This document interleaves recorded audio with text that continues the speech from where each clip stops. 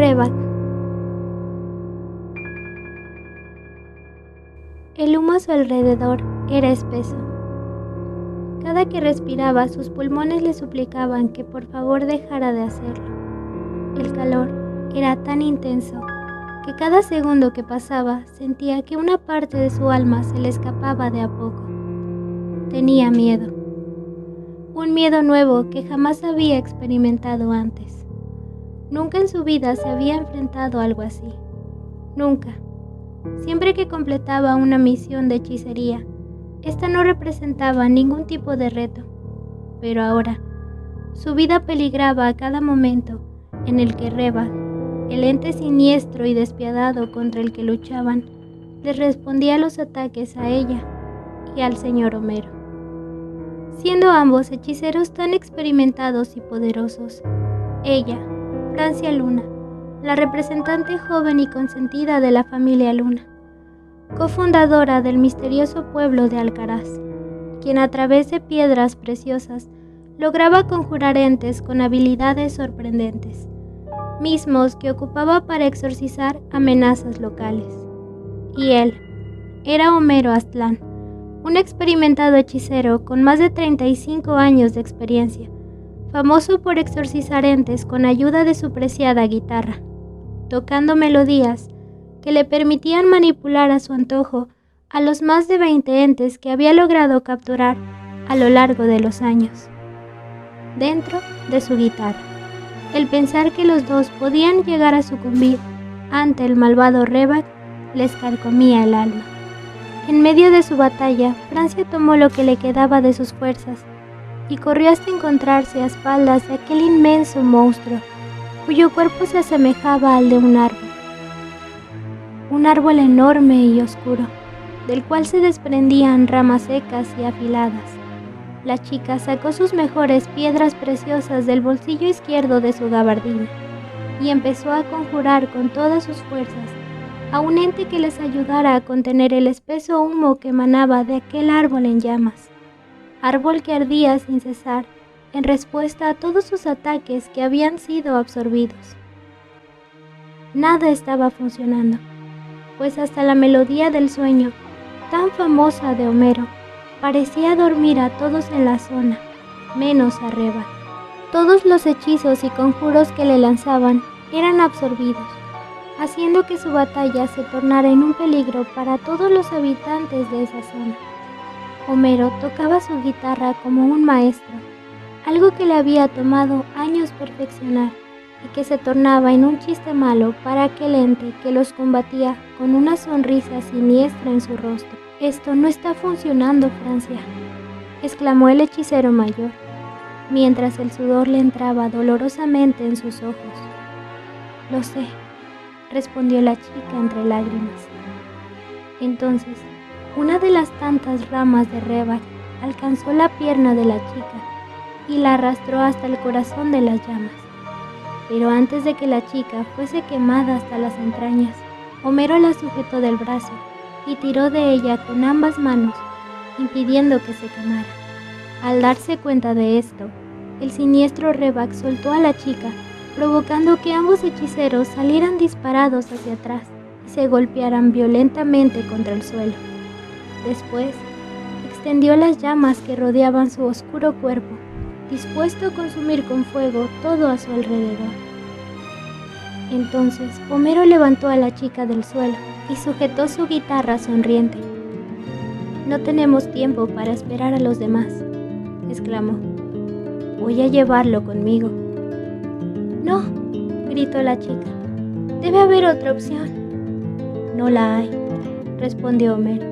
«Por favor, cuando esto termine, entrégale mi legado a mis hijos y diles que su padre dejó este plano con una sonrisa en su rostro», expresó, antes de conjurar las notas musicales exactas que dictaban su sentencia y la del monstruo, quien al sentir la inminente fuerza que le arrastraba hasta las entrañas hacia aquella poderosa guitarra, comenzó a gritar, intentando huir del lugar desesperado. Pero fue demasiado tarde, ya que Homero logró capturarlo y lo terminó arrastrando junto a su propia alma en un limbo oscuro, a donde van las almas de los hechiceros y entes cuyos contratos de unión fueron forzados, quedando ambos atrapados con la guitarra como sello.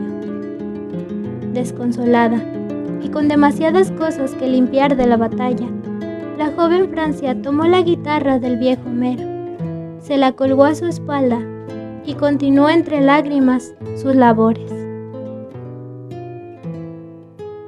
El origen. Revak, al igual que la mayoría de entes de Alcaraz, no nació en nuestro plano. Él viene de un plano más amplio, uno en el que surgen monstruos con motivaciones, cuerpos y mentes diferentes. Algunos son humanoides y solo buscan silencio y tranquilidad. Otros se alimentan de caos, miedo o desesperanza, y cuando llegan a cruzar al plano terrenal, perturban de manera desmedida a los humanos. Se cuenta que la primera vez que Revak cruzó a nuestro plano, lo hizo porque tenía mucha hambre, y lo primero que atrajo su atención fue el llanto de dolor de un pequeño que había sido atacado por una manada de perros.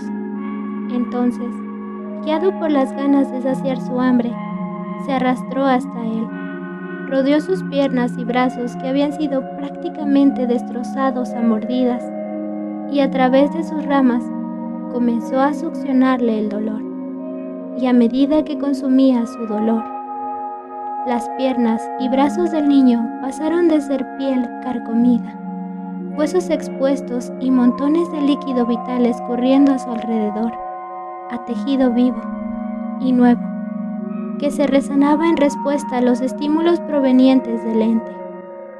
Entonces, para cuando Revak sació su hambre, el pequeño había sido curado por completo.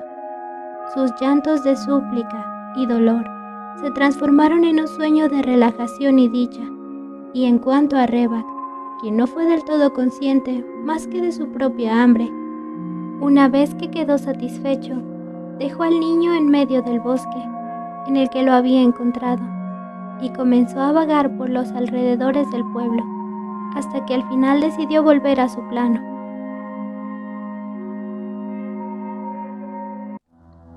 Meses después volvió a sentir la necesidad de comer, y recordando lo delicioso que había sido el comer el dolor de aquel humano, cruzó de nuevo a nuestro plano. Una vez de este lado, buscó y buscó por todo Alcaraz hasta encontrar algo que pudiese consumir, pero entre más tiempo pasaba, más hambre tenía, y su desesperación se hizo notar. Furioso, y ya con demasiada hambre, Revak se encontró con un pequeño gatito herido. El pobre había sido atropellado y arrojado a un lado del camino. Estaba tan adolorido que maullaba con agonía. Entonces Revak tomó su cuerpo lastimado, con los ojos salidos, los intestinos expuestos y los huesos despedazados, y a través de sus ramas comenzó a succionar su dolor. Pero a diferencia de aquel pequeño, el hambre que ahora tenía era superior. Entonces la velocidad a la que succionaba el dolor de aquel menino fue aún mayor, y en menos de 10 minutos el gato quedó completamente curado. Lamentablemente, el completar su sanación no fue suficiente para que Revak saciara su hambre, por lo que con el gato aún entre sus ramas, desesperado y con hambre, Revak comenzó a lastimarlo. Inconsciente y dominado por su instinto, comenzó a presionar las patitas del gato con una fuerza desmedida hasta romper sus pequeños huesos. El pobre animal maulló de dolor y Revak sonrió ante ello. Entonces, aquello se volvió en un círculo de dolor, pues así como curaba al animalito, también empezó a lastimarlo. Y a pesar de que el dolor era sanado, el círculo de tortura se volvió en algo insostenible para el cuerpo del gatito, el cual colapsó luego de 1 hora. Ante tanto dolor y sanación, el cerebro del gato se desconectó, su corazón dejó de latir y sus tejidos dejaron de sanar. En conclusión, Revak acabó con su vida. pero no fue consciente de la atrocidad que hizo, porque lejos de entender que lo que había hecho fue algo horrible, aprendió que a cualquier cosa que antes había sentido dolor, él podría provocárselo también, para así poder seguir comiendo. Así que feliz por su nuevo descubrimiento, Rebak dejó de lado su plano original y decidió quedarse a vivir en el plano terrenal, volviéndose en ese momento en una amenaza para todos los seres vivos, pues todos eran capaces de sentir dolor. Rebak comenzó a vagar por los bosques, y en ellos se alimentó de muchos animales que encontró heridos. Parecía que lograría conformarse con ello, pero entre más comía, más le daba hambre, y cada vez con mayor frecuencia. Acabó con tantos animales que para nadie fue sorpresa que luego de unos años que volvió a estar hambriento, al buscar, no encontró nada que comer. Furioso, salió del bosque y se acercó a las casas que se encontraban a las orillas del pueblo. Iba casa por casa en busca de alguien que estuviese sufriendo. Ya con fastidio comenzó a gritar desesperado. Entonces, en medio de sus alaridos, sintió el dolor de un anciano, muy a lo lejos. Era diferente al dolor físico que había devorado antes. El hombre parecía no tener heridas físicas, pero de sus ojos escurrían lágrimas de infelicidad y vergüenza. Rebak corrió hasta él y tocó su cabeza y pecho con sus ramas. Entonces comenzó a succionar el dolor, y como ya podía intuirlo, era diferente al que había comido antes, pero aún así sabía delicioso. A medida que consumía el dolor emocional de aquel hombre, el sujeto comenzó a sentirse feliz, pero justo como con el gato, una vez que su dolor emocional fue saciado, Rebak hizo lo que había aprendido mejor y comenzó a perturbar al hombre, brindándolo de dosis enormes de delirio emocional. Como un ente experto devora el dolor, Rebak identificó el tipo de dolor en el anciano y mandó a su mente ideas de culpa y negatividad que lo atormentaron a un grado esquizofrénico, causándole un dolor emocional tan grande que el sujeto comenzó a gritar desesperado. Feliz por su nuevo descubrimiento, Rebak encerró al anciano en un círculo de tortura psicológica y alivio que duró 3 largas horas, luego de las cuales el sistema nervioso del hombre colapsó, deteniendo con ello sus funciones vitales. Luego de eso, los juegos de Rebak se volvieron cada vez más violentos. Comenzó a atacar a diestra y siniestra hospitales, asilos y escuelas. Su hambre se volvió incontrolable y ya no discriminó en absoluto el dolor que presentaban los seres a los que atacaba, hasta que en una ocasión fue guiado por el dolor de una muchacha de cabello oscuro. Entró despacio por su ventana y caminó cuidadoso hasta estar frente a ella. Tocó su cabeza y pecho con sus ramas y comenzó a succionar su dolor. Este estaba mezclado con algo diferente al de los demás, pero aún así le supo delicioso. Lamentablemente, en mitad de su comida, la chica alzó su rostro y lo vio directo a los ojos, sorprendiéndolo por completo, pues nunca nadie antes parecía notar su presencia como ella lo estaba haciendo. Sorprendido, el ente trató de ignorar este hecho y continuó comiendo. ¿Disfrutas del toque de ira que tiene mi dolor?, habló la chica. Rebak tensó sus ramas curioso. ¿Acaso esa chica estaba hablando con él? ¿Con él? ¿Así que es la primera vez que te topas con uno de nosotros?, volvió a hablarle la chica. En eso, Rebak, al ya no detectar dolor en ella, comenzó a querer perturbar su mente. ¿Qué?, se quejó la chica, mientras sacaba de sus ropas unas piedras preciosas que quebraron las ramas de Rebak. ¿Así que también causas dolor? Vaya, creo que hice lo correcto en pedirte que vinieras a ayudarme, Homero. exclamó la joven. El ente gritó en respuesta al daño que le causó la chica. ¿Sentiste eso?, le reclamó la chica, al lanzarle de nuevo daño. Eso es dolor, y es lo que te comiste de muchas personas en el pueblo. Rebag, lo llamó la chica, pues en idioma de los entes aquello significaba cobarde. Rebag comprendió lo que la chica le había dicho y gritó con furia lanzándose contra ella. Entonces el hombre a su lado comenzó a tocar su guitarra, y mientras más notas tocaba, Rebag sintió cómo su cuerpo comenzaba a paralizarse. La batalla que se desenvolvió después, ya la conoces. Ambos hechiceros, Francia y Homero, se enfrentaron con valentía ante esta nueva amenaza, a petición de las autoridades locales, quienes les reportaron la repentina baja de más de 18 personas en las orillas del pueblo. Y aunque podría decirse que ganaron, la verdad fue que perdieron muchas más cosas en esa batalla de las que se hubieran imaginado.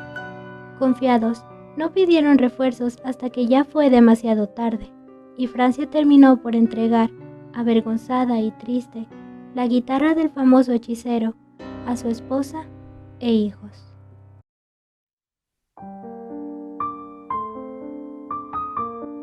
Tiempo después. El día que Francia les dio la terrible noticia, Ana, la esposa de Homero, intentó convencer a su hijo mayor de que debía ser ahora el hombre de la casa. Aún triste y confundido por la situación, el chico decidió aceptar la petición de su madre. Pero la verdad era que la teoría era muchísimo más sencilla que la práctica. A pesar de que ya era todo un hombre de 17 años, todavía no tenía la fuerza de su papá, ni su convicción. Mucho menos podría sacar su negocio adelante, ya que no lograba ver tan claramente a los entes y monstruos como lo hacía su padre. Y cada que éste le explicaba un conjuro, no lograba ejecutarlo con total éxito. Entonces decidió enfocarse más en las labores sencillas que desempeñaba su papá, como cuidar de su mamá y su hermanita. Pero en cuanto la pequeña Karina le preguntó dónde había ido su papá y cuándo volvería, su corazón no pudo resistirlo, y entre lágrimas intentó explicarle que su padre había dejado de vivir, que ya no volvería jamás, que se había ido para siempre. Al principio parecía que la niña había entendido, pero luego comenzó a cuestionarlo nuevamente. ¿Cuándo volverá papá? Un tanto cansado y triste por la situación, Gerardo ideó la forma de mantenerla tranquila. Tomó uno de los retratos de su padre y lo conjuró con su herramienta de trabajo, la guitarra. Tocó despacio y con tristeza las notas que Homero le había enseñado para lograr que un pedacito de su alma visitara a su hermana cada que ella necesitara verlo. Entre lágrimas tocó lo más concentrado que pudo, pero el dolor de no tener cerca a su padre fue más fuerte, y mientras cerraba sus ojos y trataba de concentrarse en las notas, sin darse cuenta tocó una nota equivocada, haciendo que un fuerte rayo de luz pasara de la guitarra al cuadro de su padre. Esperanzado, Gerardo creyó que aquella luz era una señal de éxito en su ritual.